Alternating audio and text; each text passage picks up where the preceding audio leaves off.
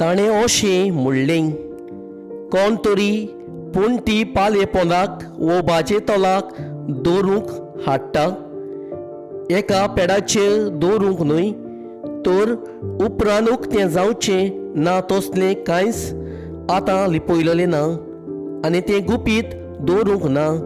बगोर मागीर उक्तें जावचे पासत आयकूंक कोणाक कान आसल्यार तांणी आयकुचें.